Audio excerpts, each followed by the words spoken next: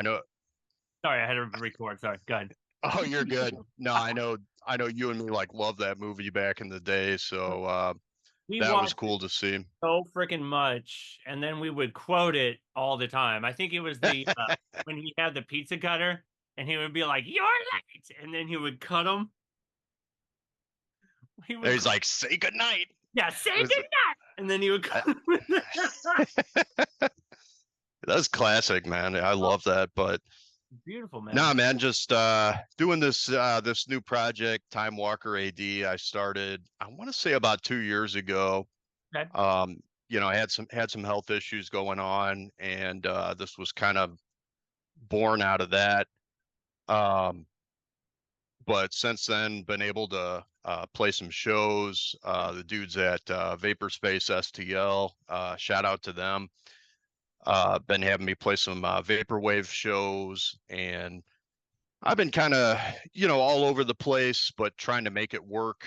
Trying to do some vaporwave, some synthwave, um, even some dark synth, some outrun, and just kind of try to tie it all together. So just having fun making music, and I really like it. So Yeah, you were doing a lot of music. I mean, I think were you still kind of dabbling in music like way before we even started working together at Jack in the Box, or were you yeah. even like trying to get like bands and stuff together, or was that just, what were you doing before, like pre Justin and Tom? What was your experience musically before that?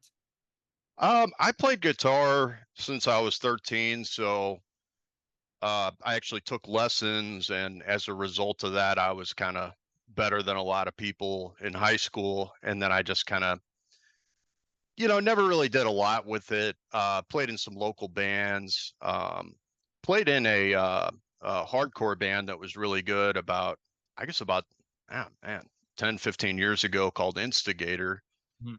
And it was a really fun band, but we kind of broke up, never really did a whole lot of shows or anything like that. And I know you had your music, and I did some guitar work with you on stage, and that was probably most of my experience later.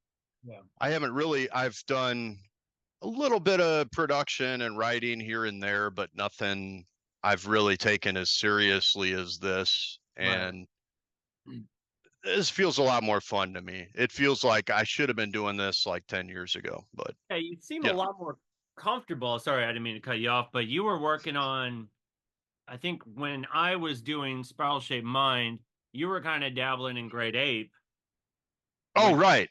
yeah, so that seemed a little bit more like it sounded like shoegaze-ish, I don't know. Have you ever thought about putting that stuff out? That stuff was amazing.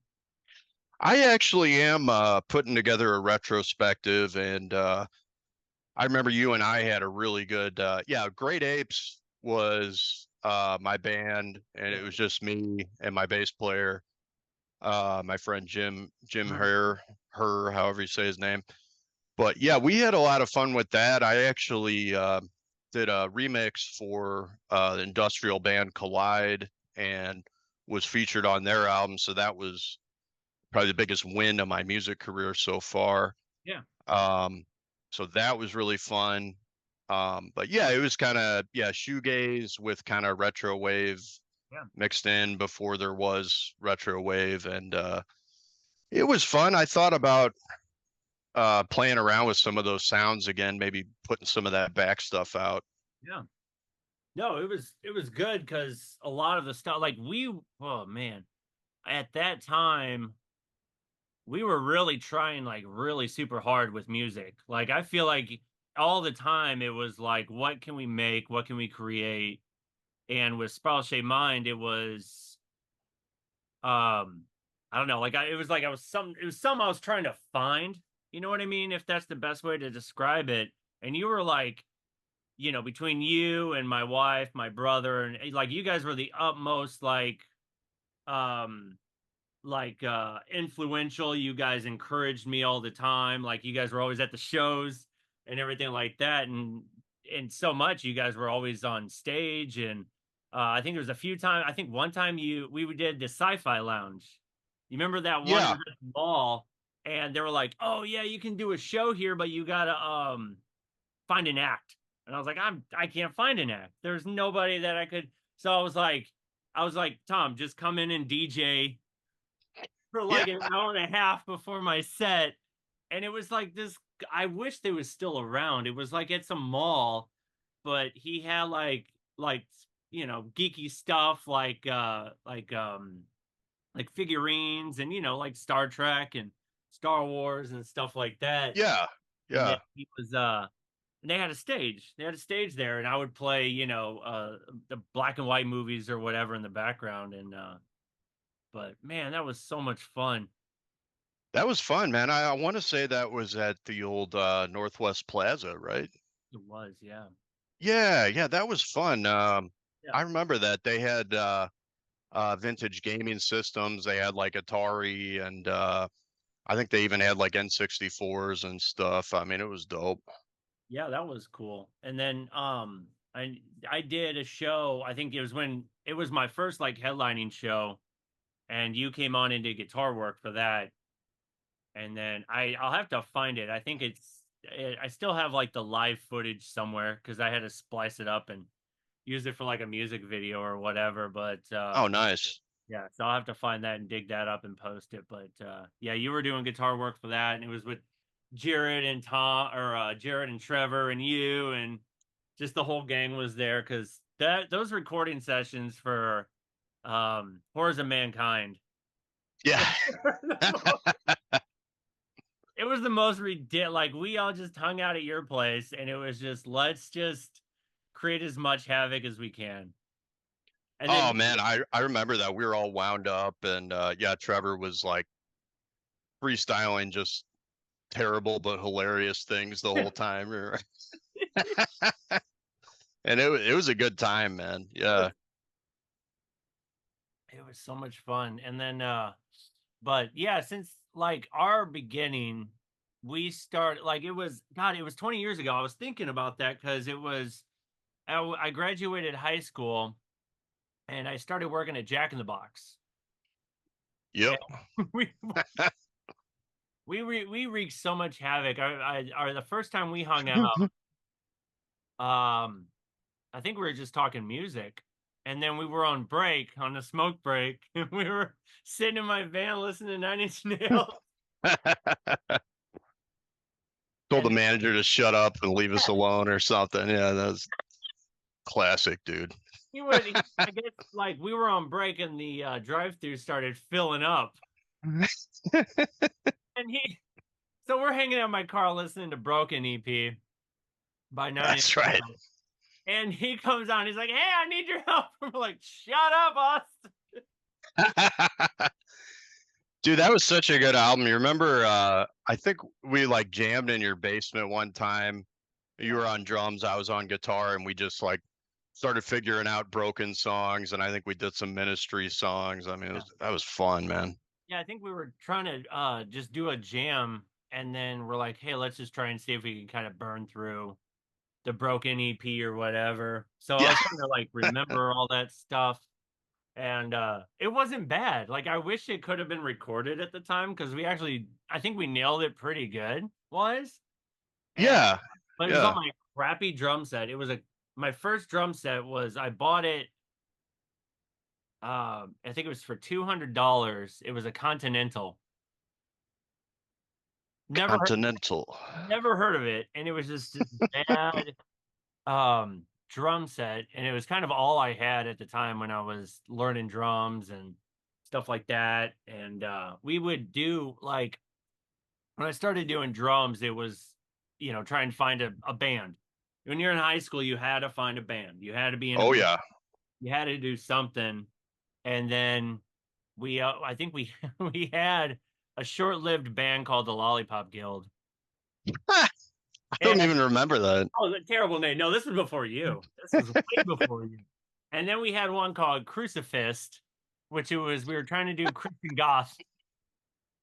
That's Was actually kind of sick, man. It's almost kind of sick. Yeah. it was like the idea at the time is we were trying to go for like there's a goth band, a Christian goth band out there called Rackets and Drapes. I think I know them. Yeah. Yeah. Yeah. And so we were kind of trying to go with that, but it was also because at the time we were going to church on the rock and we're like, oh, if we have this band, maybe we can play, in the youth center or what, you know what I'm saying? So it Oh was, yeah. Yeah.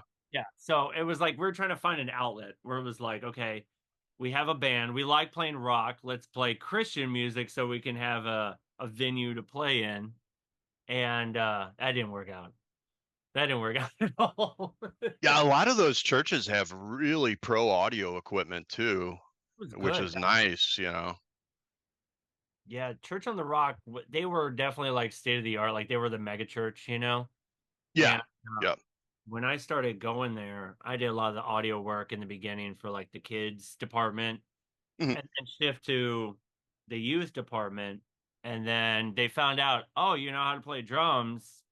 Come play drums with us. And there were so many times um I think you were just kind of trying to find your own path. You haven't quite found, Christianity or anything at that time. So there's a few Right. times where it's Right. like, oh, we're going to church. You're like, all right, I'm going home. Like it was one of those things at the time. That's funny. Yeah. So I mean, I'm just glad that you found your path and your way into finding yourself whole. But Oh, yeah, for I, sure, man. Yeah. yeah.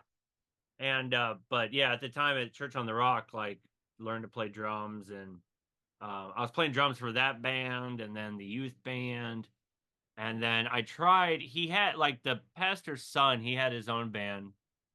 And I think it was a little bit after I left the church band. I started doing Spiral Shaped Mind stuff because I needed an outlet. And then I hit him up. I think it was around, oh gosh, what was it? I was in the middle of doing Spiral Shaped Mind stuff and I wanted to dabble in other projects. And he wanted to go more in the post-punk sound. He wanted to do like Joy Division type stuff, and I was Okay. Yeah. to do because he was trying to find his path. Like I hit him up via email and stuff like that, and he was trying to find his own path. And then I tried to send him a few stuff, but I guess it just didn't. You know how that goes. So it just he was on one path, I was on another. It just totally didn't work out. So Yeah. I remember for sure you were kind of a like early adopter of like doing EDM and stuff when everybody was still playing rock and physical instruments. So yeah, it was cool. It was cool to see like what you came up with, and it was fun too. For everybody that doesn't know, we did a show, Synth Lewis. I think it was last winter, or it was February maybe. January, wasn't it? Was it Yeah, it January? was. It was January, and it was awesome because you actually had like a live setup where you had drum kit with like cloths and stuff to like get that dead drum sound, and played some of your old catalog, but with that live drumming, and yeah, it sounded great, dude. I mean, it was Well, really good. So I was used to Jesus. I feel like I'm interviewing myself. I'm sorry, but anyways, Cross Shaped Mind, it was all keys and stuff, and I mean, it's fine to do live keys and still do mixing and crap like that, but I wanted to do something different. I wanted to go, let's kind of because especially for your show, you're the one that's like, hey man, come back. You're like, yeah. let's bring you back. Let's bring you back into the arts. Let's bring you back into music. Let's just bring you back. Just because I thought Sprout Shaped Mind was dead. And I just kind of left it there and just kind of started doing Justin Hamlin stuff. Like I just left that. And so it was so started doing I was like, let me incorporate live drums because I finally got a new drum set that I bought and would just be practicing on it and stuff like that. So I thought it'd be cool. And that was a great show. I mean, Yeah, yeah. feel for you because that was your first headlining show. What Right, what right. was your experience with that one? Oh man, so I mean, I had not been on stage since like probably 2008 when I was on stage with you playing guitar, and maybe it was later than that, I don't know. Yeah. But yeah, my nerves were just crazy as they always are, and Yeah, you and me are always kind of like introvert cavemen, so getting up on stage, we're just like, Right. all right, let's do this. But it was fun. Um, I made a very big mistake because I thought we'd have a giant turnout. Unfortunately, nobody showed up. I think it was like snowy and it was like slushy outside, You're and yeah. Yeah. it just but in spite of that, it was really good. We had little Dreddy Boy, shout out to him, Yep. doing some like 8-bit and like hip hop mashup, so it was really dope. Dubstep, like he was all over the place. It was great. Yeah, he's a really good DJ, really good dude, and yeah, he was the first one that came to me and was like, "Oh yeah, bro, we can I can open up or whatever." And Mhm. yeah, good dude. So it was fun. Also, I got to meet Jess from the Overmorrow, Yeah, tell me more about and that. 'Cause you guys were working together on No Divas. Tell me about that yeah, experience with you guys. Yeah, go ahead and like talk about her and talk about you guys working together. I want to hear more about that. oh yeah, yeah, no, no, Jess is great. She's got a project, the Overmorrow, and it's there's not a lot of unique people in the EDM world these days, if we're honest about it. And she has just a very kind of unique sound that is very much her, sort of industrial mixed with kind of some techno, some kind of wave sounds in there here and there. A lot of spoken word performance art. So, um, I decided to write a song, and I'm just like, okay, well, I'm gonna write this song, with her vocals in mind. And we sort of did things remotely. I had her do some different takes. I did, just a lot of like editing and effects, and it was fun, really fun to work with if you get some real talented, vocal audio. Absolutely. And it was great. And the song is kind of, I think a lot of producers and even a lot of singers and performers, musicians can relate that there's there's a lot of good people in the scene, but there's also a lot of divas.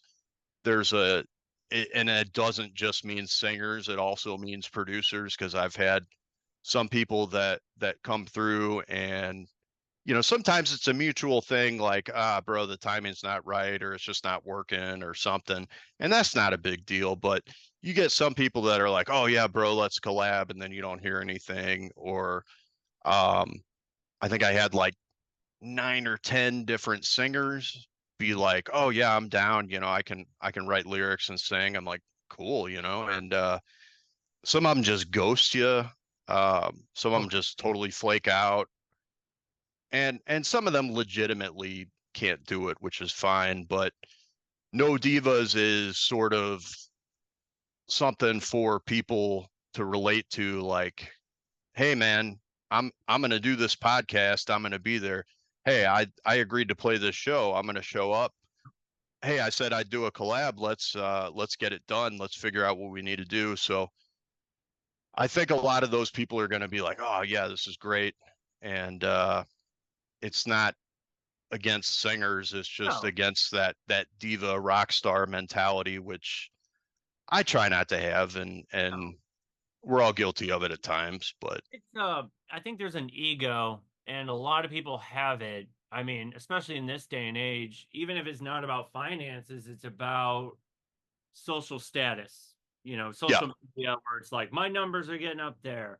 They're in the thousands. They're this. I've run into a few when it comes to the podcast where I've tried to get a hold of like musicians and stuff, and I get either ghosted, I get, yeah, sure, let's do this. And once plans start coming along, then it's you get ghosted.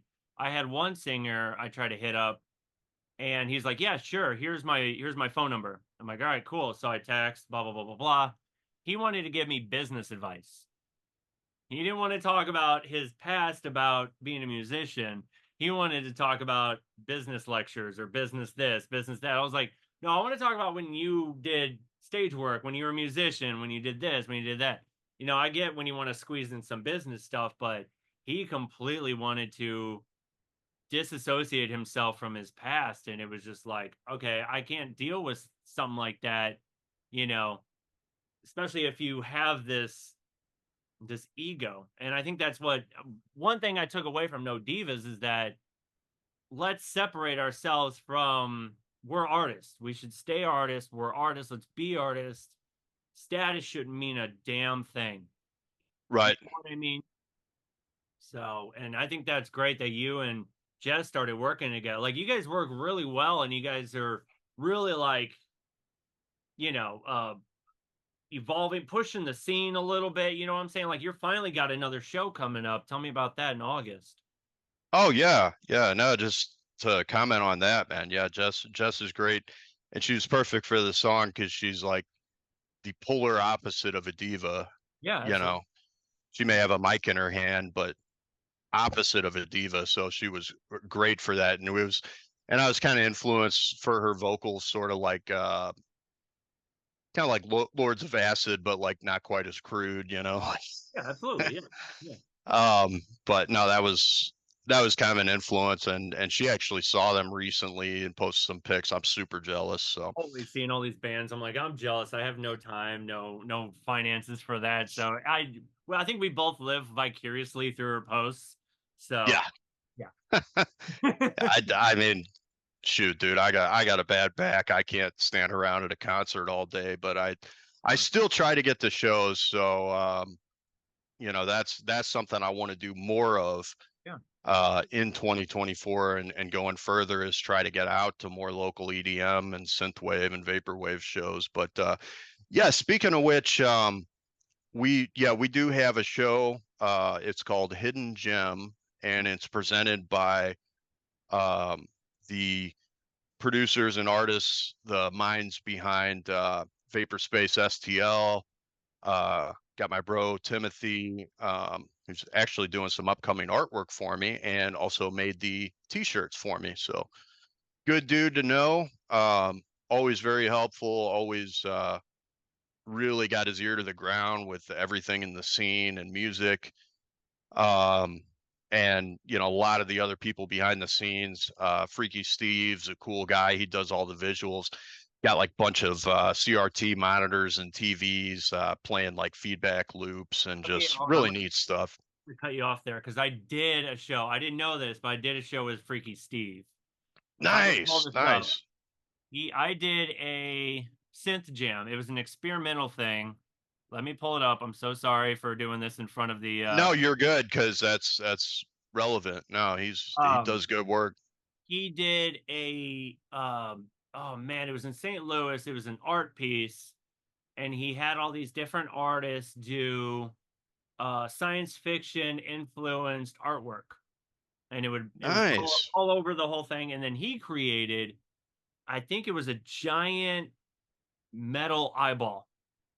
nice. I think oh man. Um, I think it was just an art piece. I don't think anything came out of it, but we had enough synth noise that it kind of projected in there and then it projected out. You know what I'm saying? So it kind of added a bit of a atmosphere to it, whatever. Yeah. And but yeah, him and I did something early and I think I almost made him mad because I was setting up my gear. No, it's the most embarrassing story. I've never told anybody this. So I go and I set up my gear. I have my Moog Liberation, and then I It's think I was pronounced Moog, yeah, actually. the Moog Moog, and I just say Moog, I know I say it too. And then I think my microKORG, and then I think at the I time I remember that thing. yeah, the M Audio 8. I think it was the one that I hooked up to my laptop. And I think I used that for sound effects, like for retro samples or whatever from science fiction, yada yada. Oh, So the cool. whole Was time that like a sorry, was that like a sampler or is it I a used it as a sampler. oh cool, It was cool. my MIDI controller that I always used on stage. It had the little doll I head. remember. So I still hooked it up and set it up using a sampler, uh, I guess VST or whatever rack on my Reason. Still use Reason all the time. Oh, nice, nice. set everything up. I'm trying to test the audio, and I guess my Moog or my Moog was turned up way too loud, and Oh, it accidentally blasts out of the speakers, oh no.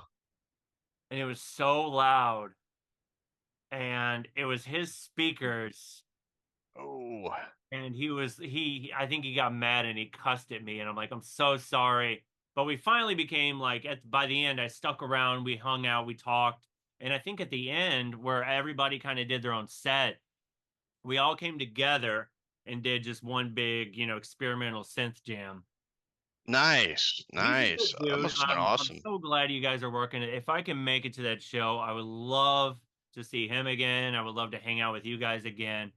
Now, all that has a lot to do with, whatever happens at work, Geo Right, right. keeps me busy. So, but I'm so glad you're working with Freaky Steve. So go ahead and continue with everybody else that's going to be at the show.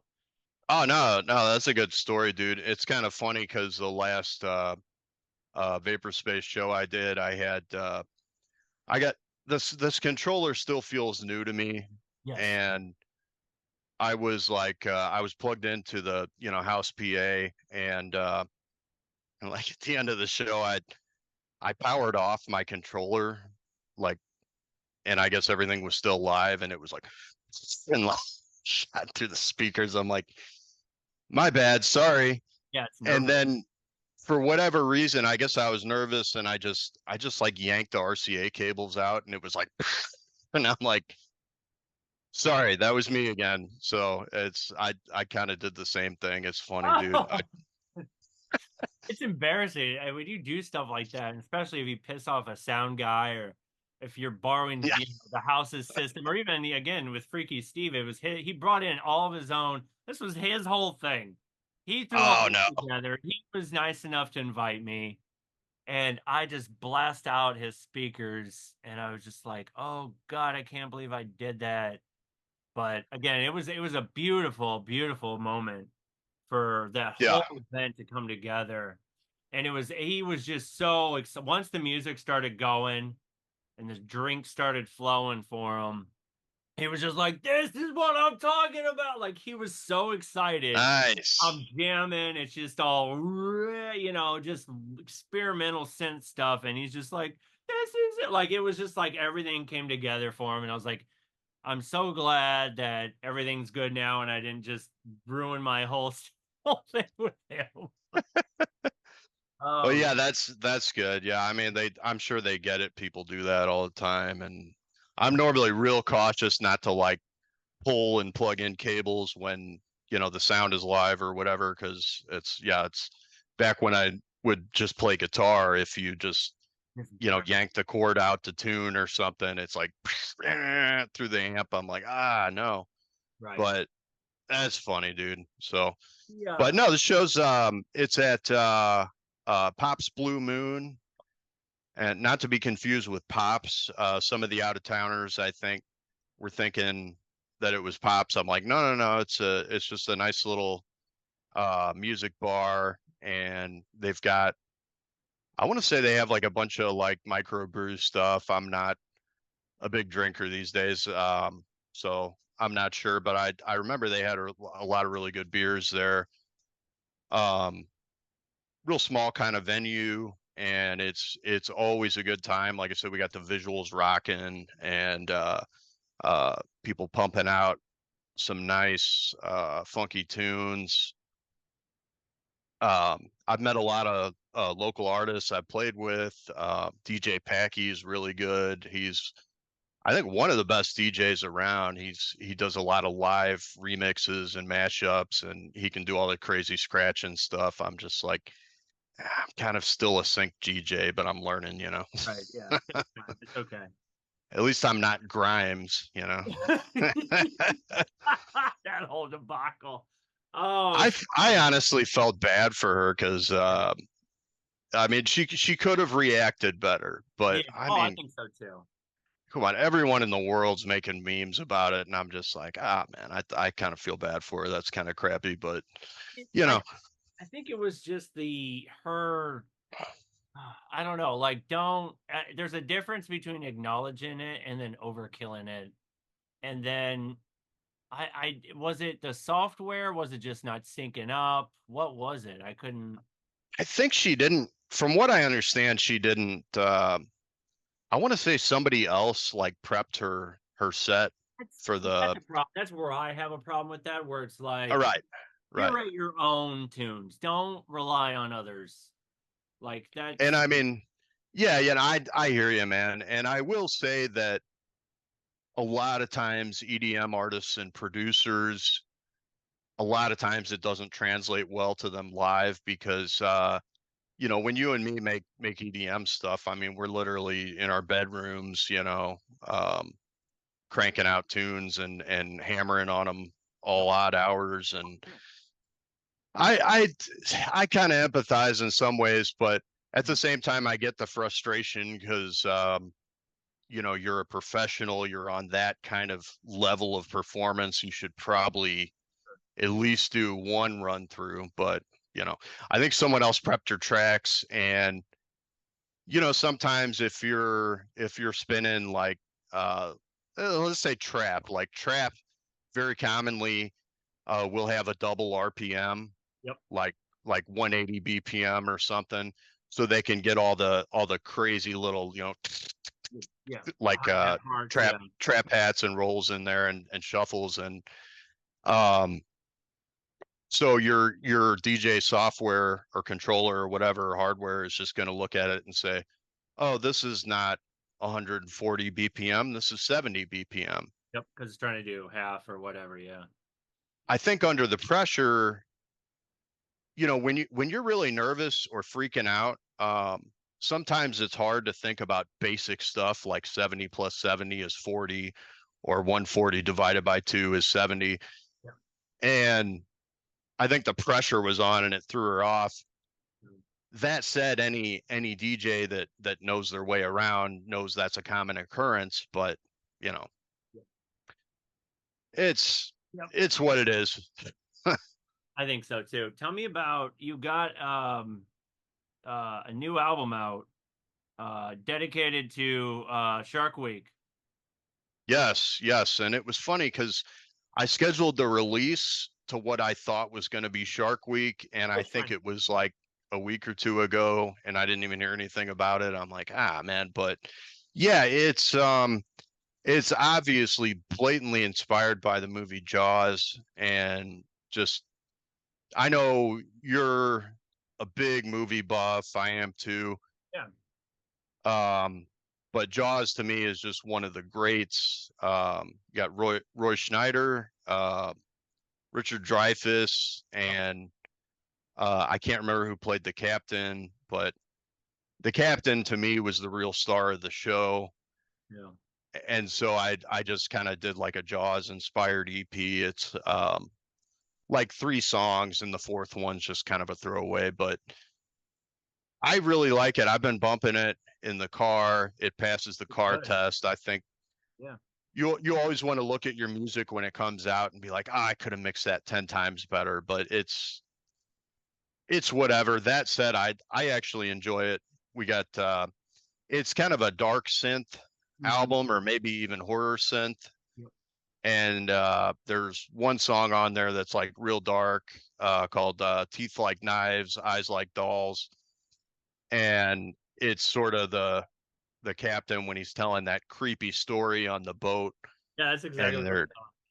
yeah, they're kind of swaying back and forth, and he's like, shark comes at you, and it's got these lifeless eyes like a doll's eyes, and I'm just like, man, this is a classic Great scene, line. Yeah. It's funny because I feel like a lot of our stuff go head to head because a lot of the stuff that I did musically was movie related.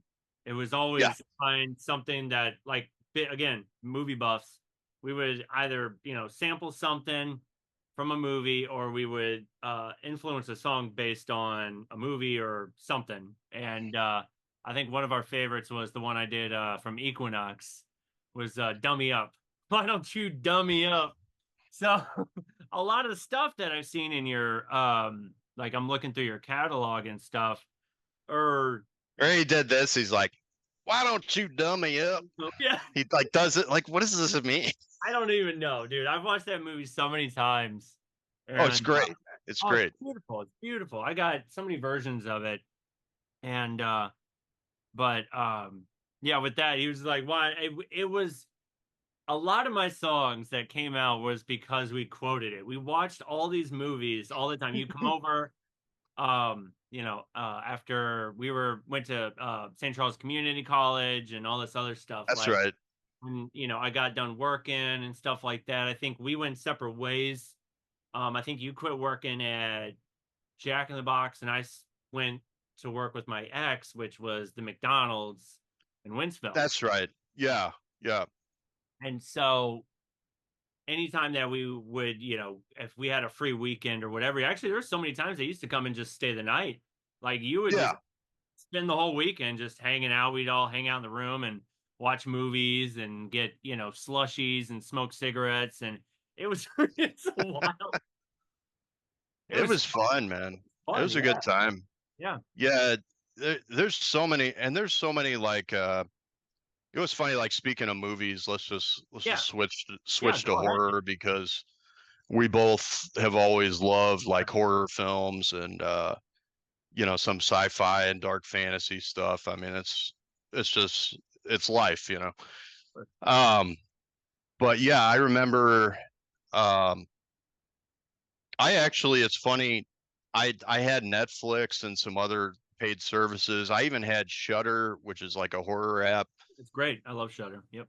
I got to the point, because like I said, I had some health issues, some back problems. I was kind of stuck at home a lot, so I watched just a lot of horror movies. I think I saw everything on Netflix to the point they were just like, here's a bunch of random B movies and horror and foreign films. And I got through some of that, and I'm just like, I have no value in this. So Right. I actually discovered the best horror right now is on Tubi, which is a free app. I will forever respect Tubi because man, they got Yeah. every. I'd watch more Tubi than I do anything else, honestly. Oh, same. Yeah. No, I I'm always on Tubi. I mean, that's just to me, that's the only thing because if you really want like good horror, you're gonna find it there. Yep. And a lot of dross as well mixed in with the gold. But um, I actually saw, and I wanted to talk about it because it's just Yeah, go for such it. a crazy franchise. But we were talking the other day about the movie Wolf Creek. Yes. Yes. It's so messed up, and for people out there that haven't seen it, it's basically, if you remember like Crocodile Dundee Mhm. in the 80s, that was kind of like America's only knowledge of Australia and the people and the culture and everything. Huh. And in the movie, I don't want to spoil too much, but I'm not really spoiling it. It's this Australian bushman, he's like a seasoned outback bushman, sort of like Crocodile Dundee, even has like the hat and everything and the Bowie knife, the big old Bowie knife. And it's the same thing every time. He finds some kind of sort of yuppie like tourists, and then he just is evil incarnate. He's like worse than Jason or Freddy. I mean, he's just a total demon. Um, and I ended up watching the first movie, and I'm just like, oh man, that was brutal, even for like a seasoned horror fan. And they made a sequel, which was pretty decent, Yeah. and they actually made a series after that. Mhm. So I sort of jumped into this not knowing it would be like there would be so much in it. Yeah. And I can't think. Do you know the actor's name that plays Mick Taylor? And the TV one? Yeah, or he's in all of them actually. Oh, is he? Okay, okay, my bad. Yeah, John Jarrett? that's him. Yeah, yeah, he's fantastic, man. Yeah. He's so good. He's like Jack Nicholson level good as far as like whoa, this dude's a psycho. He did really But good. no, it's so demented, dude. And the first movie's kind of a rehash. I mean the sequel's kind of a rehash of the first movie, but you want it to be. You know, Yeah, you want this to continue. of course. And when the series hits, and you'll find this in a lot of the reviews, Hmm. um, the first series was okay. The season, it focused on a girl whose like family was murdered by Mick Taylor, the demonic bushman, and it was just okay. It was her, you know, going out to seek revenge and just making a lot of bad choices, which I mean, don't you find it frustrating when characters in a movie just make terrible choices? Oh, it's a nightmare. You're just like, stop. But I mean, I guess if they write it that way, they're like, they want an audience reaction where it's like, what do you do? You know, so That's true. That's true. And I will say, if you're really being chased by some psycho bushman, you're probably not going to think the most clearly, right? no, God, no, But I don't think so. I probably wouldn't either. So, yeah, yeah, no, that's so far out of, you know, as Americans, that's, or even probably city people, I imagine in Australia, it's so far out of our element. so far out of it. And but anyways, the first season, you know, it's okay. They kind of touch on how we got started, but they don't really go into it enough to satisfy anything. Right. And but it was all right. Second season, oh my gosh, dude, Really? it's a return to form. I Mm. think they listened to the critiques and everything, Right. but it's basically I don't want to spoil too much, but it's a tour bus, right? Like a guided tour full of people, and they're all from different countries, and you know, a lot of them are kind of, Yeah. you know, kind of green. They don't really know a lot about Australia or anything. They're just having a nice tour, and Right. of course, you know, he hijacks the bus and takes them out way out in the bush in the middle of nowhere, and just, of course, you know, Yeah. turns into a psycho demon as normal. And it's a return to form to the movies and everything. That's good. And I don't want to spoil too much, but there's like some indigenous cattlemen out there, and they keep referring to him as a spirit man. And I'm not familiar with their folklore or whatever in Australia, but I believe it's supposed to be some sort of like a demon, and they even refer to him as a demon a couple times, and Wow. it almost takes a supernatural overtone. And I don't want to spoil it for you or the viewers, but there's a part where it gets really supernatural, and it works. It ties in very Wow. well. So I have to check that one out. I saw Wolf Creek. I think it was when it was the first one came in theaters, and it was like if it was iffy because I think what most people thought they wanted the usual, you know, wrong turn, sort of grindhousey, like let's let the killing happen, boom, boom, boom. Let's yeah, freak everyone out, gross them out right from the start. And it's a slow burn, which I think is ahead of its time because most horror movies now are kind of slow burnish. Like they kind of gradually kind of start building, and then all of a sudden it's pure chaos by the end. yeah. And but I thought it was great, you know. Man, yeah, because even at that time, there's so much great horror going on when you had like Wrong Turn, you had Hostel. Hostel, that was rough. Yeah, I remember that. Hills Have Eyes. Yeah, Hills Have Eyes was another one. It was, and we were talking the other day about how just like 2000s or O's or whatever you call it, Good. that era of horror just hit different, you It know? did. It was the post 9/11. I think it had to do with 9/11. It was that I think there was because you had typical 90s horror and stuff like that. And then there was kind of a shift with Scream a little bit. And then Yeah, the 2000s horror, it's just something about it.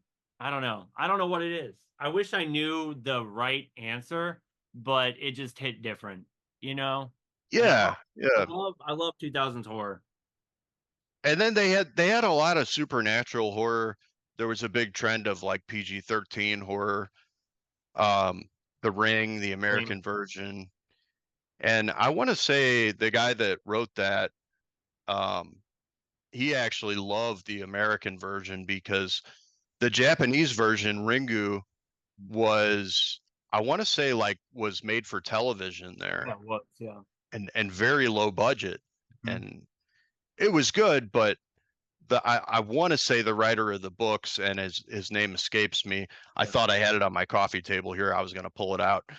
Um, I probably wouldn't even be able to pronounce it anyway if I pull it up, so I'm not gonna I worry. know I would screw it up, but no, he's great, and I actually have that book, and it's Huh. it's really good too. It But you remember? Oh, we were also talking about Masters of Horror. oh, yes. So So good. but so good. It was such a well done concept, or it's like just every horror director that's amazing, let them create a thing. It's like Oh a, yeah, Tales from the Crypt or, whatever type thing, and every one of them is good. yeah, yeah. There's a couple episodes that were just okay, but It was still I'd like, say most of it was just amazing yeah. horror. And then even with um uh Takashi Miike. Yeah, Oh God. I forget how brutal that, like, I've I've watched it a few times and I forget. Like, my brain yeah, doesn't want to to accept what happened, so it rejects it. So every time I rewatch it, I go, "Oh God, I forgot how brutal this one is." yeah, yeah. Yeah, That was it. Imprint, was that it? that's Imprint. Yeah. Yeah, yeah. I remember we were stoked because you were a huge Takashi Miike fan. I think I'm trying to think of everything he did right now, and was it It Ichi the Killer? Killer. He did Visitor Q. I think we watched. You probably don't remember that. That was I messed up. do, because Okay, it you was remember that? so Okay, bizarre. it That was was so that was bizarre. almost like a David Lynch type thing. Thank you. Yes. Yes. Yep. Not quite that far, but No, it but was it was out there. it was Uh, like surrealist, I guess. really was. What Uh, else did he do? I saw a really good one. Let me pull it up. Yeah, there you go. I know I'm using. I'm spinning this whole time to trying to look everything up on the internet. I was just rewatching some of Audition. this. Audition. Audition, yeah, yeah, that was great. Fantastic. And I like. I like how in the beginning it's almost like a date movie. Like they yeah, made it when they originally made it. They're like, oh, it's this. He's trying to. It's a cute little rom com. He wants to try and find true love.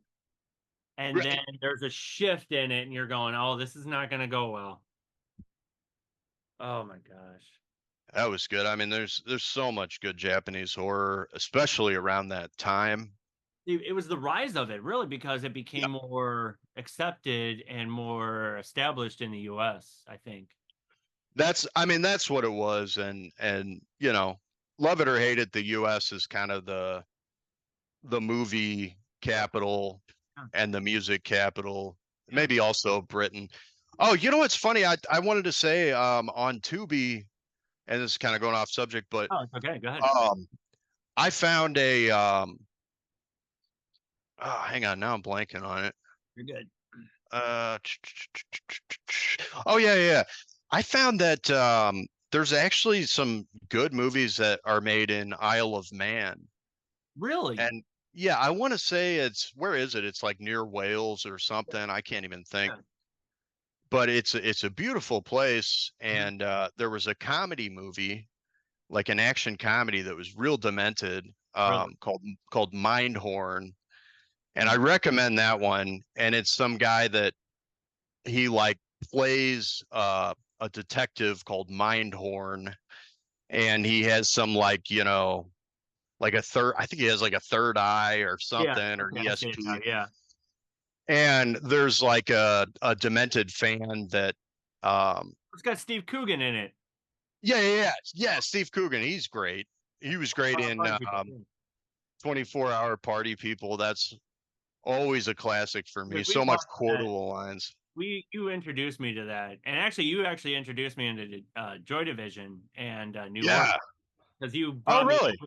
We were sitting there watching pizza or eating pizza and watching that. We hung out in your living room and watched that. That's great.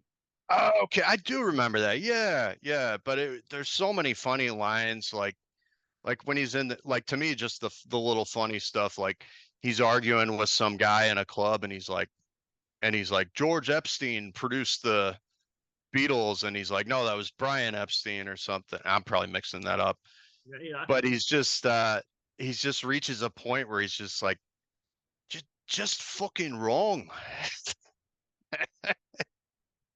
So classic, So man. good. It's such a good movie. And then Martin Hammett, the guy who played Martin Hammett, he's like, "What He are you was doing?" great. He was he recording silence? And he's like, "What are you recording?" He's like, "I'm Yeah, recording silence." He's like, "But it's not silent." And he's like, "No, I'm recording crap, what's his name? Damn it, Tony Wilson. Tony Wilson." That's what Tony effing Wilson. That's what it was. Yeah. Yeah, that was. Anyways, continue with Tubi. Sorry, we got off track there. Ah, man, that's Onward, all yeah. good. Martin Hanna was a great producer too. I want to say he did like all the Joy Division stuff, Yeah. and but he was real big at the way he would record drums and mix them. He would try to do it like you're sitting on the drum kit, Yeah. and I try to do that. Like I'll put the snare, like if you're sitting at a drum kit, the snare is slightly to the left of center, and then your hi-hat's a little more, and then you got your cymbals, and then you got your toms. I recently actually started hard panning the toms, so I'll put like high tom, boom, left channel, low tom, boom, right channel, and Yeah. then the mid tom, right center. That's cool. And I had just shout out to some random dude on Reddit who suggested I do that to open up the percussion. But no, Martin Hanna, as far as I know, he was real big on doing that and got great sounds and everything. I got obsessed with them for a while. I did. I went down this like every few times I'll go down the sort of spiral of music and I'll find a genre and I'm just stuck on that genre for weeks or months. And post punk, I think it was a little bit after you introduced me to Joy Division and all that. I went down that post punk, driveway or whatever, and studied everything Hammett did. And because even I was trying to like, okay, how can I use what I've learned and listened and discovered into music? And God, he was great. There's so many great. Who would be your like big producer? Who would you want to work with musically? Ah, man. Well, unfortunately, he passed away recently, but Steve Albini for sure. Yeah. He to me was the best. He never called himself a producer, but I mean, he basically was. Yeah. But he would not only was he great at recording, and I think he would put like 30 something mics on the drum kit. I couldn't deal with the phasing if I tried to do that.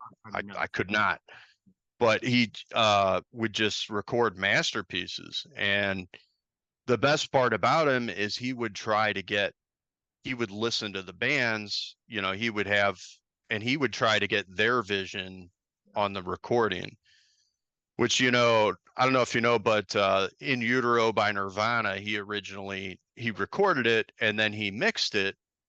And the label was like, no, we're not going to do this. And they brought in another producer to mix it. And it's a shame because he did it all how Nirvana wanted to do it. Yeah. Whenever I think it was Butch Vig produced Nevermind. Oh yeah, Butch Babe. Yeah, for Nevermind. Yeah, Mhm. and Butch Vig is awesome, man. He did Great producer. great. All So the many- best Smashing Pumpkins albums he did. Yep. He knew how to do them. And even his But work with Garbage, yeah, was amazing. Garbage, yeah, that his band, yeah, they were great. Garbage, yeah, yeah. So Shirley Manson, I had a big crush on her back in the day. yeah, So yeah. yeah, she was super cute, talented. But no, he convinced the band to kind of do it his way on Nevermind, which is sort of the industry standard way Mhm. of, a lot of layering and a lot of overdubs, recordings and stuff. And I heard that in an interview, Kurt Cobain was like, "No, I don't want to do that, man. That's cheating." And he sort of talked him into it because he was a big Beatles fan. He's like, "Well, John the Lennon had a Beatles." thing. Yeah. Yeah, John Lennon did multiple vocal dubs and all that, and he was like, "Okay." But Steve Albini really, from my knowledge, from my understanding, he got in there and was like, "What do you guys want? What do you want to sound like? What do you want the guitars to sound?" And that's how he operated. Yep. Yep. And then he had some awesome bands too, like Big Black was really good. Black was great. It was Shellac was good. awesome. Um, What was his other? He had some weird. he did a few. I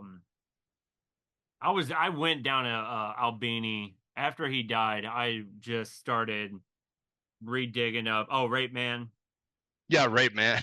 Um, but he did. I don't know. Like he was always. Anytime I'd watch a music documentary, he always seemed to pop in and have something to say about it. Like I Yeah, watched. There was this documentary about Brainiacs, which he didn't even really do much with Brainiacs, but he just liked them and he's like, oh yeah, they did that, you know, blah blah blah blah blah. And then I watched was it Slint? I think there was a band called Slint that he produced for him. And I watched yeah, give me a second. Oh, Spiderland. It's an album called Spiderland by Slint, and they're from Kentucky. I think they do you know, math rock or post rock type of stuff. And he produced one of their albums. Was it Spiderland or was it Tweez? But yeah, anyways, it was funny because I'd watch all these documentaries. Kitty! he was screaming at me, so I just Yeah, it's okay. No, put him on the lap. always have cats on a podcast. That'll Yeah, bring buddy. in views for always makes me miss my Right. cat. Pepper, Mr. Kittle. Ah, Oh yeah, I god. always called her Mr. Kittles. I love that cat. She was so sweet. That Yeah. was great. Pepper was awesome. We would always take her face and like Yeah. Yeah, she would always make that sound. That was so funny, man. oh You gosh. remember oh dude, do you remember like okay, so like for people that don't remember or don't know, like YouTube was like the Wild West back in the Yes. day. You know where I'm going. Introduced me to YouTube, yes. And we decided, I think it was like a contest or something where you had to make a music video for a song. Yeah, you know what I'm talking about. Yeah. So we did No, oh, yeah, go ahead. no, we did TV song by Ministry, Yep. which I think that's off Psalm 69 or something. Yeah. There's like three or four of them, I think. But it's just like this crazy, like, you know, It's chaotic. speed induced sounding madness of a song. And we were just like, we had you on camera, like we had like I think baking soda. Was it baking soda or It was something? oh god, what was it? Okay. I guess I'll dive into it because I remember Yeah. way Yeah. I still have the footage. I still have it all. So Nice. it was something of metal. I looked her up recently. It was one of these metal shows that was on I think it was VH1. Hmm. And it was a metal. It was like their version of the metal show. Oh, wait, was it like Julia or Julia Yeah, or it was something? Julia. Something Julia. Oh, yeah, she was a babe, man. She had a great show. I remember that. Yeah, she recently came back online.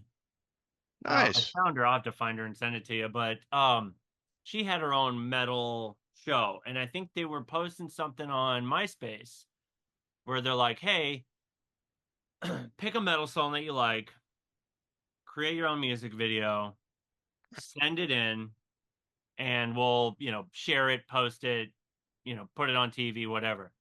So I was like, fine, let's do Ministry. We were just in this Ministry mood. Anytime we drive around, we talk Ministry. We'll listen. I think Yeah.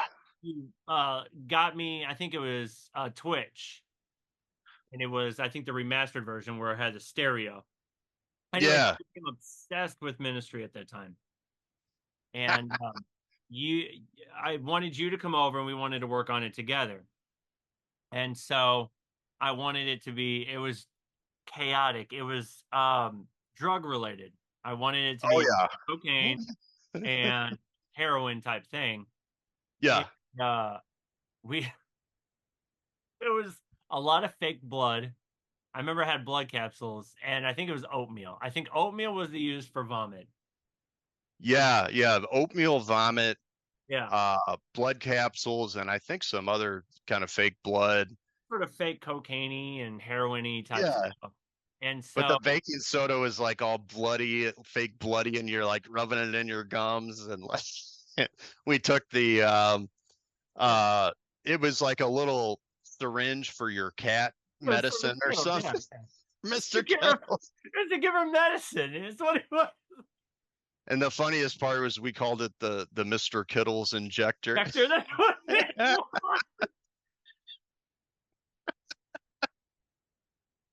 was. was so funny, dude. Oh my gosh. Oh god. Anyway, so But yeah, I that have the that footage. I gotta post the footage because now that we're talking about it, I still have it on my computer. I've been so like hesitant. I thought about re-editing it to make it sync up. But the way we did it is I learned a few things about when you're making a music video. And since he sings it so fast, his lyrically, like it's dun like he says it so fast that I couldn't keep up. yeah. So I slowed it down to half speed. Yeah. And That then was a cool effect. yeah, Yeah. and then I'd speed it up during production. Like I'd add an extra 25% of speed, something like that to sync it up lyrically. And God, I had this small TV. You brought in the Sphinx Tour DVD. Right. Yeah, I still Um, got that. how It's much- actually still plays, so yeah, I was watching that, and you got some footage of it for the music video. And I remember my mom was like, "What are you guys doing in there? Like, we're yeah. recording this music video." My mom is freaking out. I'm covered in blood. I had a tank top. I guess you call it a wife beater if you want to throw that word around. Right. Covered in blood and oatmeal and baking soda. Like it was utterly chaotic. I just want to post the behind the scenes because you kept doing Dave Chappelle quotes the whole Oh, that's time. funny, dude. We just kept That was oh, that was another amazing, not to change subject, but that oh was god, another yeah, we're just rambling now. amazing comedy era, you know. So Yeah, good. Chappelle show.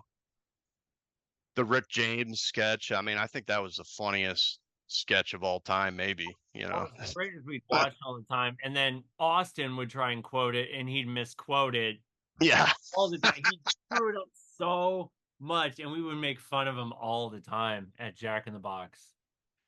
I remember that. Yeah, he was quoting like Tyree where he's like my name's Tyree. Yeah, I went to prison, and he's just like I've been to prisons. What of it? What of it? What of Like it? he doesn't say what of it. Oh, oh gosh, there was so much chaos at Jack in the Box. Remember, we used to get the old chicken and we'd punch it. Oh yeah. What we call it, Chicken chicken fist. fisting. Yeah. We'd get old chicken. They're like, "Oh, you got to throw it away or whatever," and we would just take it and we would just. I don't know why we did that. And It then was just funny because you'd take a chicken patty yeah, and you would just like punch it once and it would like explode into like little chicken shrapnel, you know? I was telling my wife the other day about when we would have to clean up Mhm.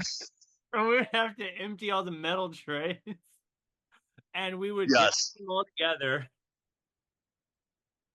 And you remember Jack in the Box? I'm sorry, I'm laughing. This is ridiculous. They had a metal sink. Everything was like metal back there, right? Of course, because when you're in the food business, everything's metal. So Right.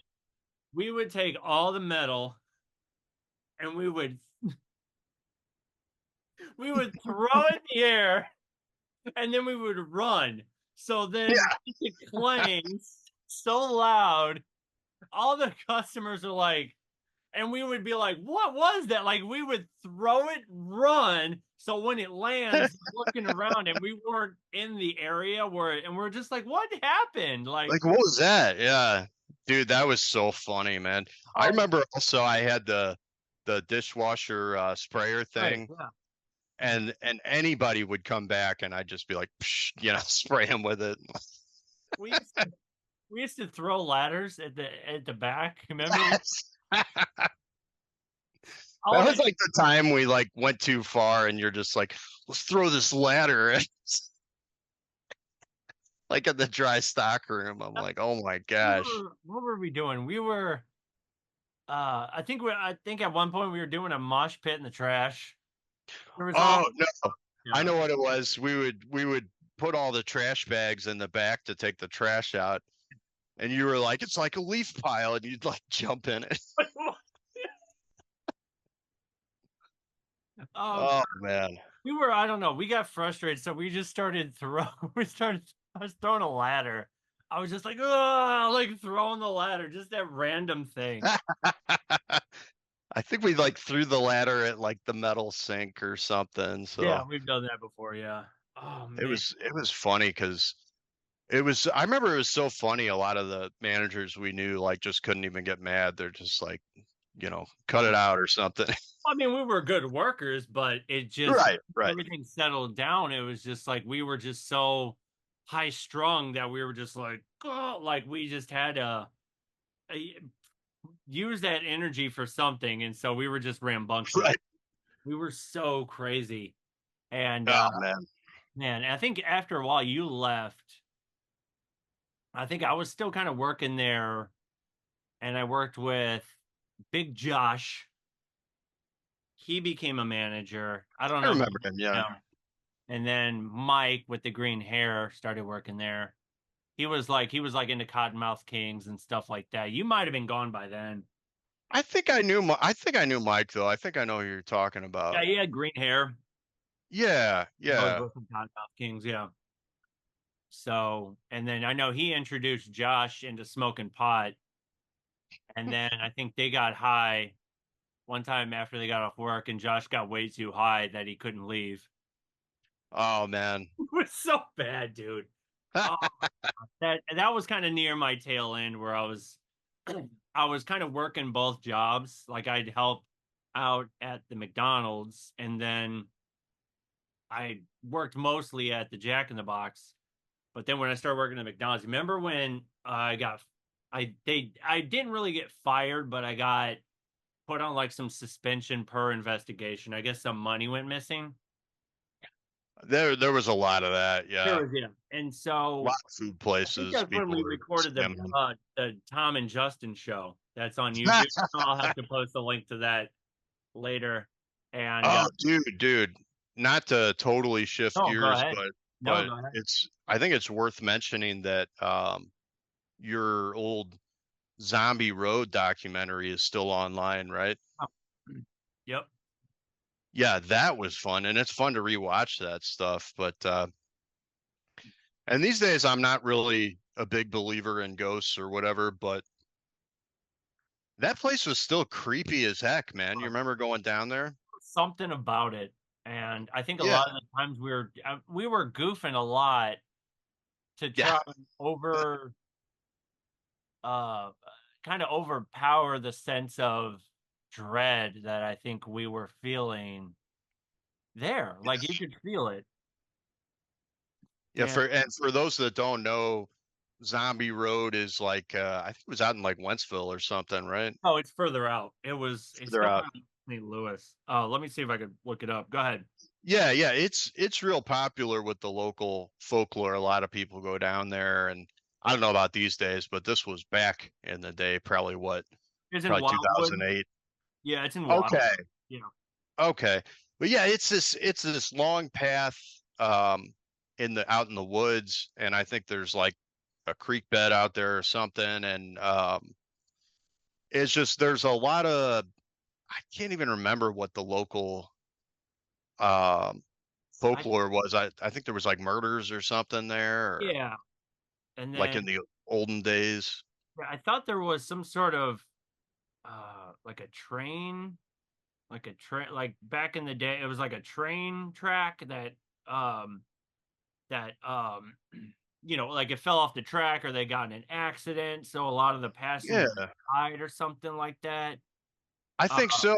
And you remember on film we kept hearing all these train yeah, you whistles. kept hearing train whistles. We would hear them, and then we would see in the distance. You can't quite see it in the video, but we could see like silhouettes of people in the background. Like at Yep. one point, we just got so freaked out, and I think part of the documentary was, I mean, it was a telling of what happened at the time, but then there was another where I think it was just Jared and Trevor. They went, and I think that's their telling of, we left feeling like they took something home with them. You know what I mean? Yeah. I Yeah, remember that. And I yeah. remember them talking to me about it like, "Oh man, I felt like yeah, something was like with us, you know." I'm like, "That's freaking creepy, dude." So, Was creepy, and it was such a great, fun documentary, and it was way before they started doing a lot of that sort of documentary, supernaturally type stuff. Like we wanted to. I mean, this is all Jared and Trevor, and I think we did a little bit of the editing and whatnot. Um, did you do the theme song, the Trevor and J Rod? yeah, the mother flipping show. Yeah, I I think you did do that. did the theme song for it. Yeah. Now that I'm You know what's thinking, funny is that I listened back to some old stuff I did and I'm just yeah. like, this is terrible. But I listened back to that and I'm like, wow, this is a really good song. How did I write this? You know? Right. Oh, it's weird when you do that because you're like, wait, was this a thing that I did? And yeah, it's Yeah, super I remember it had like synths and guitar and like like break beats and stuff yeah, like that. I think it was the amen or amen break Yeah. that was just yeah, cranking through it and it was very, very 2000s kind of what was that movie? Seven, you know, like Yep. Oh yeah, yeah, all that, yeah, Pi and Seven and all that sort of, break beat. oh, Pie was good, dude. I rewatched that recently. I watch it every March 14th. So Yeah, it's really a some really good movie. Yeah. the more you watch it, the more you're like, oh, like at the beginning, I was like, this is just weird and experimental and fun, and the soundtrack was great. But the more you get older and you start hearing what they're saying and understanding the concept, it actually started making sense to me. You know what I Right. mean? Yeah, I think it was based on like Kabbalah and Yep. like numerology and all that stuff I don't understand. And um but they were yeah, it was pretty much like saying, "Hey, math is everything," which Yeah. The language of nature. Yeah. it's an interesting take when you think about it. Yeah. So, Yeah. I went down that whole movie watching Requiem for a Dream and that was a good one. watched Yeah, a that lot of was rough. wild. That's a tough one. I was talking to Joe. Um, I think it was before the interview process. He was like, "Oh yeah, I finally got to take some time off and blah blah blah." And he was like, "Yeah, I started watching a lot of movies on Tubi." And I was like, "Oh, what'd you watch?" And he's like, "Requiem for a Dream." And I was like, "What did you think of that?" He's like, "Oh, it was okay." I was like, "How did that not ruin your day?" Like I can watch Requiem and I just feel like, but the thing was I could watch it back then and I'm like, oh yeah, we'll just go hang out afterwards. After I watch Requiem, I'm just sad all day. I know what you mean. Yeah, some movies really stay with you like a bad dream or Yeah. something. Yeah. That one for sure is another one. David Lynch movies are like that for me. It's just like, what did I just take into my brain, you know? I've been watching oh god, have you finished Twin Peaks, like the new or the return? You know, oddly enough, I've never seen any of the Twin Peaks, and it's high up on my list to watch. So, It's good. The return, it's amazing. It's really well done, but you're not gonna get answers. ah, yeah, We're going to get an answer. There's no any David Lynch. There's no clear cut answer on how it began or how it ends. There's nothing to hold on to where it's like, oh, okay, this happened. No, he doesn't give you anything. He just lets you afloat the whole time, going, where's this going? So yeah, yeah. Well, it's one of those things, and I think it was real big in the '90s oh yeah, where you leave a lot of stuff unanswered and open to interpretation, which a lot of people don't like because they're like, ah, no, I want a resolution, and I think we're all like that. I'm kind of no, like that, for but sure. Deep at down, the I'm same like, time, it's kind of cool. yeah, I think yeah, Like No, go Oh, ahead. sorry, go ahead, No, bro. go ahead. No. We used to have polite fights all the time. Remember, we're just like, no, after you, dear brother. No, Oh, after I you. No. insist.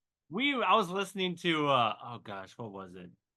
Four Loco, the Four Loco song Ah, the other day. shout out to Guap Gang. Yeah, Yeah. Guap Gang Four Loco song. And we would send each other, we would I guess you can call it whiteify the lyrics. Oh, Like we yeah. send the lyrics, but we would be like, um, I acquired 250 so I can cop or I can purchase myself an alcoholic beverage. Like it was something like we were just whiteifying. Do you remember that? Yeah, we were like, I acquired monetary gain that I shall use to procure via barter Yeah. a energetic, I don't know, No, alcoholic no, we were beverage. yeah, the way we did it, it was just so and it Just was like nerded it random. up, yeah. We would Like just randomly send each other weird texts throughout the day. I do remember that. Yeah, and I think I remember even my phone. I had the like Virgin Mobile like silver little flip phone and you do T9 on the text and all that. Oh yeah. Way before, like I think there wasn't even gosh, like touchscreen, nothing. It was all still, keyboard, Oh just yeah. how Yeah. I old we miss were. the old Blackberries, man. Blackberry was awesome. Everything was solid. Have you seen that doc or the movie yet? They made a movie about the BlackBerry. No, no, but I would love to see that. It was Great, like an it's really amazing well. business tool. It, I remember when BlackBerry was real big, like at its height. I was just kind of getting started in the IT industry. I was an intern, and I remember it was cool because you could have like a BlackBerry Enterprise server, a BES, and you could lock down all the company phones. You had like encrypted end-to-end messaging with BlackBerry Messenger. It was designed to be a business tool, and it was just great. And for whatever reason, they're just like, nah, let's get rid of your little what do you call it, mouse thing and your keyboard, and that's the standard now. And so that's just sorry, technology rant. no, it's okay because they kind of describe it a little bit more in the movie. Um, why they, I mean, obviously there was this shift with Apple and all that, why they ended up, but a lot of it had to do with just bad business deals. Oh, really? Yeah, that's how they lost BlackBerry was just because of just bad business deals. Like one of the Yeah, guys who yeah. who kind of helped start up the project wanted to do another thing and they just lost all that money. They lost all this. Like it's really cool. If you get a chance, check it out. I think it's on Hulu. What was the company that it was like Rim or something, wasn't it? I think so. Let me I think it Yeah, I was. think it was. I think it was Rim. It was kind of Yeah. a weird name, but man, I wish they'd make a comeback because I can't type on these phones, man. Oh, I can't even. I think they tried to, like almost like nostalgically, they tried to make a return, but I'm pretty sure. They did with like the Z series or whatever. Yeah, that's right. And that was right as they were kind of after they had kind of gone way down and lost out to the iPhone um, But I and think then they remember Windows Phone, that was like a big fail for some reason. that was terrible. That was terrible. Did any of that Windows crap affect you at all? Because it definitely didn't affect me. No, and it was I've had a lot of people get heated about this, but I've been going around saying, Microsoft didn't go down. It was a security software called CrowdStrike. Yeah. And apparently it's utilized, I think, by like airlines and all these businesses. And that's why it was such a catastrophe. But they, sometimes a big Windows roll up or a patch drops, and some programs are just like, nope, and just go belly up. And I believe that's what happened with CrowdStrike is that they didn't prepare their software and it went down, and that was led to everyone being like, Microsoft is down. Oh, hope I can still play solitaire, you know? Right. Well, and I guess they had to go back. I was like, what are you going to bring up XP again? Like, is that, Yeah. So that wasn't bad. Using Windows, because I'm a Mac person now. I switched to MacBook just because it recording and editing and stuff, it's a little bit smoother. I had so many issues using, God, remember my shows? I used to have a desktop. I think you were there Yeah. for when I used Shannon's old Dell, and I Yeah. And we had the CRT the big CRT yeah, monitor yeah, on your desk on I stage. That still was use great, man. yeah. I used that for the longest time. Like it was so people were like, "What is the matter with you?" Like it was so funny, but a lot of them was they were just like, it's so nostalgic. Like nobody does that. Everybody wanted to compact everything, and I'm the guy who's bringing out my monitor and my my big old Dell tower and all this. Like that was wild. That was some It was a fun era for, dude, I mean, like I'm yeah, a, I've always been a computer geek, and oh you yeah, always were kind of a computer geek too. of course, yeah. I got to say, Apple makes really good stuff. It's just, to me, it's like I always look at it. If you're a computer geek that is like a power user, or you're, hey, stop it. Sorry, my cat's getting It's all, okay. Yeah, you're right. I did. he's going crazy. I don't know what's going on. He knows you're busy, so he's like, I'm gonna distract him. Yeah, he's like, I'm gonna claw your carpet and start screaming at you and tearing her at. He does that when I'm on the phone too. It's funny, Yeah. but I love cats, man. They're so Oh yeah. awesome. If I could, I mean, I've always wanted like to bring another cat, but it was just, with the kids and stuff, like they would claw everything to hell, you know. Oh, right, right.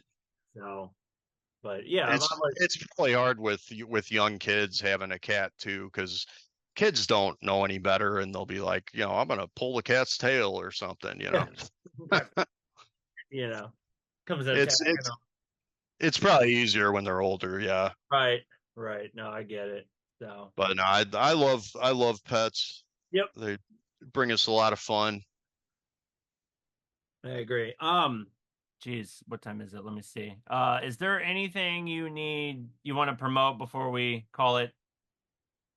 Yeah, man. No, it was real fun just BSing I'm and finally talking, reminiscing, right? dude. Yeah, because we kind of, I think I didn't really use Facebook for a long time, and we kind of You took felt a yeah, we the took contact. Jesus. It was a yeah, you got off Facebook for a while. It might have been, I think you said it might have been, I don't know if it was politically or you were just over it. Like I think you were just done Yeah, with social media and yeah. then I wanted it out of my life for a while because yeah, it it's helps. it's It really helps too. it's addictive. Some people get really hooked on social media.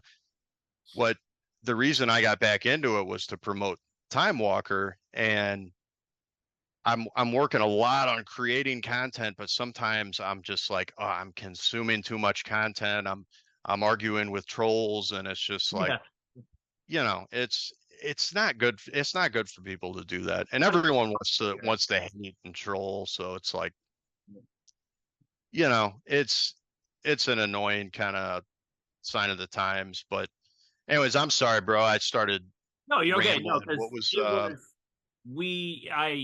so you got offline and then Shannon and I were talking about renewing our vows and that kind of fell apart, last year because of other things. Like we were on strike and blah blah blah. Oh, So right, I was right. like, oh, I'll see, just one, see if you're back on. And it was just one of those times where it was like, you just got back online. I was just looking for you, and then all of a sudden you're like, oh, hey man, like you started doing your project, Time Walker, and it was just like everything just came together, and I was like, Tom's back, like so It's good to reconnect, man. And was just yeah, personally, I have a lot better direction in my life. I mean, obviously I'm Christian. I do consider myself a Christian artist, yeah, and that was just a huge, like, kind of turning point in my life for me. And with the music, the career, and everything, I kind of keep that at the center of it, Of course. even though it's not, I'm not like, preachy or Yeah, obvious or you're not anything. putting it, out there. You're letting it be kind of the essence of the music. Right, right. I mean, that's who I am when I produce, but a lot of it's just fun movie stuff like Scarface and Jaws and what else? Oh yeah, my one and only album, Welcome to Earth, Yep. which was all Independence Day. Let's say, yeah, that was fun. That was great. Hearing that live was great when you performed that live. That was Oh, amazing. thanks, bro. Thanks, bro. Yeah, that was so fun because yeah, I did all the dubs and put the clips in there. Yeah. And but no, man, there was like, I think it was like Opie, yeah, it was Opie and Anthony had this bit where they were just ripping on that movie Chris like O'Neill, dude. brutally. Oh It god. was so funny, and that just, my friends and I were constantly joking about it. I'm just like, I got to do like a concept album and just have all the songs inspired from the movie, and it was fun, man. I enjoyed it. You just made what was it was you got a physical album. You want to show everybody what you got? Yeah, and I made the mistake of leaving it in the other room, so Oh, that's give me yeah, one go ahead. second. Yeah. I'm Yeah. gonna grab it. Oh, go for it, dude. Yep. Thank you everybody for live streaming. This is so much fun. Um, I guess everything's going okay on the live stream. There he is. I was just telling everybody, hey, thank you for live streaming. You were just on there talking smack. I know you. Fucking, I was like, ah, Tom, no, No, so I got this just came in. yeah, Thank God, it's freaking awesome. I used a site called Kunaki, mhm, and I was drifting around to like disc makers, and it's like you got to buy 300 CDs, and oh, you got to yep. spend a small fortune. But Kunaki is great. You can just order like one CD if you want. But I did a test CD. I think my camera's trying to filter No, that you're out, good. I see it. and then my cat's like, "What is this?" Um, so Cat's freaking out. What's happening? so this is the final product. Yep. Trying to get that glare out of there because that Myself. No, good. I just there it goes. I'll post But it. yeah, Yeah. I designed this. It's Timewalker AD, the compact disc, That's and that's awesome. probably backwards, but No, it's um, you can see it straight. It's straight. Yep. yeah, I got the track listing on there, and I I wanted to show you the CD and everything, but I don't want to pull this out of the shrink No, you're wrap good. No, that's because fine. I just wanted to show um, everybody live watching the live stream. but it was fun, and there are some good things about social media. I shouldn't trash it all. Of course not. One good thing is when you start a project, and I feel like I'm still in the starting stages here, you meet a lot of singers, producers, musicians, even people that are just like spitting knowledge or whatever. And you see them grow as you grow. So I thanked a lot of people in the liner notes that like day one when I got on Instagram and all that stuff and TikTok and all that stuff, Of course. I would see them and I would listen to their songs and I would hear them get better and better. And they were always, listening to my stuff and we'd share posts. And it was funny. There was actually a singer named Zoe Wynn, Hmm. and she was just, like a young kid, really talented singer, plays piano and everything. And she did like an album, and I'm like, wow, I could never make music like this at that age. This is incredible, and some really good songs. And so we were going to do a collaboration, and I think it kind of fizzled out. But she ended up, she was doing like just a little YouTube video and being like, I don't want to work a 9 to 5. I can't really do it. And it blew up and went extremely viral really fast. And everybody was just like, y'all need to pull up your bootstraps and get Right. to Yeah. work and be a slave making, no money. And like, Oh, right. Yeah, It's absolutely. like, and I remember at the time I saw the video before it was viral, and I was just like, oh, that's cool. You know, you should. I wish I would have just leaned into music production at an earlier age. It's a good decision to make. Yeah, it really is. Yeah. And but no, so I like her, and who else? This girl, Tyler Green, is another talented singer. This dude Necro Noise, he does kind of horror synth, but I don't know. He has his own style. Has some post punk type stuff in there. You'd like it. Renew Audio. Shout out to him. He's really good dude, Alex. He's always at shows, and he sees everybody. He's nice to everybody. Gives out stickers. Does he's got a remix on the upcoming remix album of the Lopez Motors Oh, yeah. EP. So yeah, I think his band Kinetic Hex, um, and it's just I'm blanking, and I forgot a lot of people when I wrote out the thank you in the album liner, and I'm kicking myself because I'm like, oh, I should have mentioned so and so and so and so, but you really Hard to do that. Yeah, especially with an album. Like there's so much, and you're trying to like get it done and write out all the notes. It's just like, yeah. right, but no, what's I kind of went off on a tangent, Oh, but you're good. No, it's fine. what's cool is, and again, this is probably backwards, the No, text no, on you can here, see it but straight. Yeah, there you go. You got it. I can um, see it straight. It looks backwards using your camera, but for me, I oh, can see it true, straight. Yeah. true, yeah. But I've got when I did live shows, I would put together dubs, and I would take like movie clips and stuff, and stuff that I could never clear as a sample, Of course. and I had a remix of No Divas called the Hype Mix, Hmm. and I think I used like Suno, like AI, to generate some vocals, and just nothing was clearing. I had like a some obscure samples I ripped, like Yathu Yindi, and um some classic break, samples, like woo yeah and all that stuff. Right. And I threw like the most cliche, like ridiculous hype vocals in there, and like I think like three things got flagged, and I'm like, F. So I redid it as the deep house mix, and I think it's really good. But Yeah, yeah, it sounds the great. hype mix is so good. Yep. I've got two SoundCloud exclusives in St. Louis in the Midwest. You remember like a month ago or something, all the cicadas that woke up. Yes. Yeah, yeah. It's like two different broods of these cicadas that had stayed stagnant for, I don't even know, like 20, 30 years. It was so loud because I have a lot of trees Oh, it's here, awful. Yeah. and it was so loud. It was just this constant 5 kilohertz blast of white noise. Yes. So I'm like, all right, I can't mix anything because that frequency is around like the high end of Oh, electric it's awful. guitars and Yep. you know crashy sounds, and like, so I took my mic and I sampled the cicadas and recorded them, and then I wrote a song around that, Yep. Cicada Summer.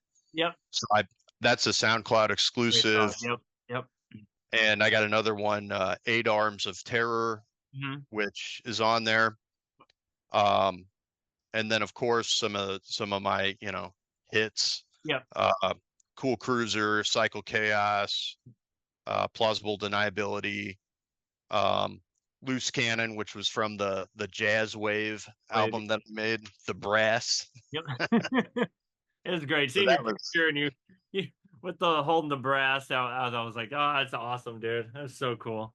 yeah, I was going for like Beastie Boys Sabotage kind of combined with like Naked Gun or Police Squad or something type music, and Yeah, you're always paying homage to a lot of this stuff. I think it's great. The next ones that come up, I'm just like, oh, I know where that's from. Oh, I know where that. Like, it's always, I always know. It's kind of like a guessing game, but I go, okay, I know where he's going with this. It's hilarious. right. Great. Oh, thanks, man. Yeah, it's fun. It's Yeah, fun to make music that you like, about things you like, and it doesn't always have to be deep, but it's freeing. Like, I think it should be a freeing moment where it's like I can just do what I want. Like you don't feel like constrained by doing, going doing this genre or that genre or doing this and having it. It's just like just let it go through you and just keep making it. Who cares? You know what I mean? Yeah, no, it's fun, man, and I love vaporwave, even though I'm mostly synthwave and Mhm. kind of dark synth and outrun. I do have some vaporwave feeling songs. I've even got a couple post-punk feeling songs. That to me is just so fun because it's just like like a fever dream kind of feeling. And then you get I, into like weird core and dream core and all that stuff. It's what fun, got man. you into that? Like Kavinsky was my introduction to synthwave. I think it was, I guess, the Drive soundtrack or something. I kind of went down that sort of. I heard I guess Night Call, and then I kind of just started opening up. What was your like introduction to synthwave? So what's funny, I discovered I think vaporwave before synthwave, Yeah. and it was yeah, drive was a big one. I mean, that kind of kick-started it. Yeah. And as kind of a underground genre that Yeah. hipsters like us enjoy, Yeah.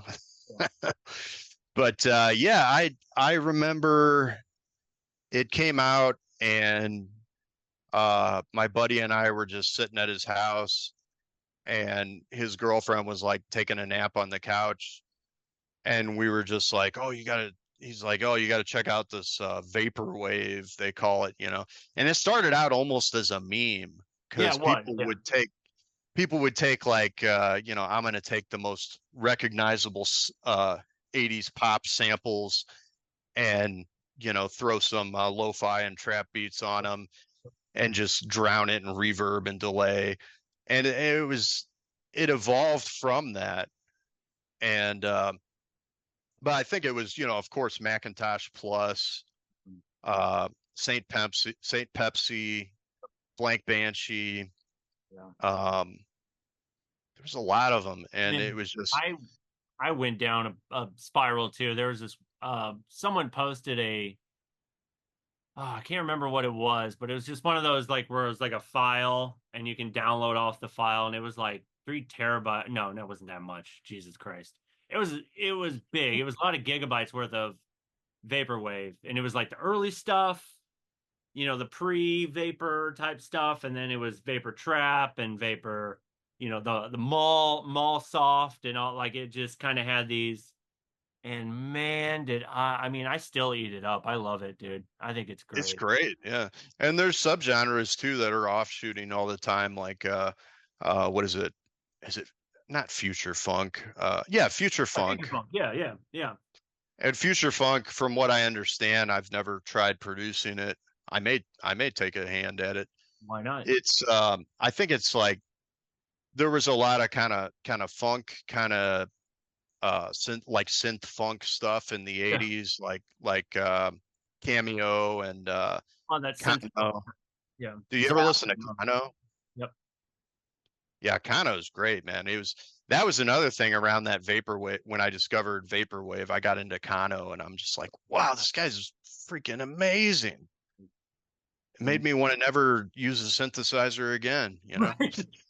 You hate that when you listen to something, you're like, well, I am not doing what I'm supposed to be doing. Like, I should just wash my hands of this whole thing. You guys have dominated. It's just like, that part Dude, always bums me. that's how it is. Like when I was trying to do trap, that's Yeah. how it was with E-Prom. I was like, this guy's next level, and Yeah. like G Jones and those people. And then yeah, with synthwave, there's another subgenre, funk, like Yep. phonk, Mhm. and I think that's the right genre for this. But laser punk, Yep. I listen to laser punk, I'm just like, I'm done. What am I doing? I'm Right. terrible. This guy's amazing. I know I hate that feeling. That is like the worst feeling where it's like, why am I doing? What am I doing? But I think there's a lot of that where you just take it, absolve it, see it as like a influence and just go, I'll keep doing what I'm doing and just keep like, because as an artist, a lot of people don't know, you have to constantly create. Like Oh yeah. you get so many ideas in your head and you just need the release. You know what I'm saying? And And so the process feels good. It feels like therapy, cathartic. right? It is, yeah. Cathartic. Artic. It's very yeah, like it's like eating or brushing your teeth. You're like, this feels natural, like what I should be doing. You're getting everything out. It's like if you don't milk a cow regularly, it gets problems, I guess. I don't know. Just builds up. Yeah, some builds up. I think you get like I get agitated. Like if I can't find the release or the output creatively, I guess it's because you feel so constrained to your day to day. You get up, Right. you gotta take care of this, you got to wake up early and take care of that. This, that, and the other. You're doing your day to day life, but creatively, you need that thing, or you're just like, what is my purpose? Am I just another cog in the machine? That kind of Right. thing. So yeah, Right. yeah, For sure, bro. Yeah, that's how it is, man. But I think so you too. know, and I wish I would have. I mean, you can look back at the past and be like, I wish I would have done this differently. And there's a lot of things like that for me, but I'm like, I wish I would have started producing synthwave like 10 years ago, because I would be like OG status at this point, right? But See that documentary, The Rise of Synthwave, yet? no, but that is gonna be right on my list because I yeah, I haven't seen it yet. freaking love synthwave. There was this at the time. I guess they were promising certain acts would be on the documentary, so Hmm. they were using that as a tool because I guess it was one of those like GoFundMe or Indiegogo type things, and they were promising certain artists to be on the documentary. So then the fans would be like, "Oh, here's my money, so I can see that particular artist on the documentary." And apparently, some of it didn't go as what they planned, and a lot of people were like let down because they were expecting so and so artist to be on the soundtrack or on the documentary, and a lot of it was, dude, it was a cluster. When I was reading all about that, woo, man, there was a lot of upset. It's a pretty good, it's a solid documentary. You should totally check it out. So, That happens when a lot of genres kind of break. yep. A lot of people like going back to the grunge days, like we were earlier. Uh, Nirvana was like signed to a major label and really given like the king's treatment, but apparently that was supposed to happen with Mudhoney. Yep. I was reading about that. Yeah, with Sub Pop. Yeah, yeah, Sub Pop, yeah. But that happens a lot of times. Yeah, people get passed over, or a lot of people get screwed over in the industry. Oh, yeah. Notorious. Yeah. I'm obviously not at that upper echelon, but I can imagine it's tough. Oh, it's got to be crazy. Absolutely. So, all right, man. I guess I'm gonna have to cut this short, man. We're like an hour and 40 minutes in, so and we Oh could go my on for gosh. hours. So, all I right, man. didn't realize. Yeah, yeah, we could be Yeah, us all day. yeah. Go ahead and promote whatever you got. I know you got your show and you got your albums and all that. Go ahead and do your plugs, and then I'll let everybody go. Yeah, bro. Like I said, we got the CDs. They're going to be available at the show August 2nd, Pops Blue Moon, St. Louis. We got myself, Bob Booser, Sebastian. It's going to be a great time. And I got Fish Frenzy, the EP, Shark Inspired, is out now. We've got also No Divas out there in the wild, and there's some good remixes, and it's fantastic. Go check that out. And we got some other stuff coming up. Got some retro wave jams. We may do some cassettes, some 7-inch if the CD sells. And I also got the website, which is going to be launching in a few days. And we also have the return to Lopez Motors, called Every Dog Has His Day, Return to Lopez Motors. And it's all remixes. I've got, like I said, Kinetic Hex. I think you were going to do a mix, but it didn't work out. The Still feel timing. like I have it there, but it's just not coming together the way I want to. So if you still give me a little bit more time, I can probably at least put Oh some yeah. emphasis on it. But it's just been one of Well, we those could where I'll come back always, to it and I dabble could with. always throw it on a CD or do a single Okay. release with it. So I mean that, and that goes for. I had a few other remixes that didn't really get finished, and to those artists, Yep. if you want to finish that remix, I will release it 100%. So Yeah, take your I'll send time it. and I'll take my time and I'll send it to yeah. you. Sure. No, No, I get it. That's no, not I know. No Divas song material. No, no, That's I knew that. just I knew you crap weren't pumping. happens. Yeah. No way. No, you're good. Cool, man. But I think that's about it, man. August 2nd, Pops Blue Moon. It's gonna be fun. Cool, man. All right. Thank you very much, Tom. You take it easy, bud. Hey, thanks, bro. God bless you. You too.